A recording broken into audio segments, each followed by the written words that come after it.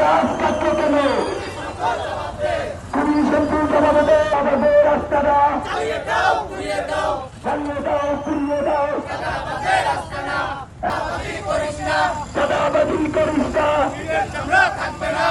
জ্বালিয়ে দাও, পুড়িয়ে দাও। গাছ কাটলো কেন? চাঁদাবাজি করিস না,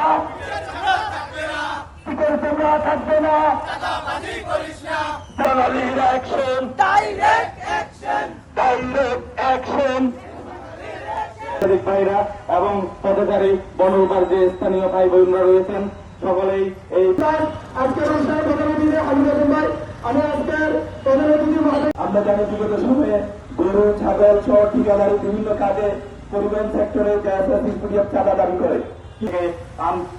অভিবাদন জানিয়ে আমি আমার সংক্ষিপ্ত বক্তব্য এখানে শেষ করলাম এবং প্রকাশ করার অধিকার রয়েছে এই মানচিত্রের প্রত্যেকটি ইঞ্চি পর্যন্ত সালাম ও আদাব নমস্কার গ্রহণ করুন।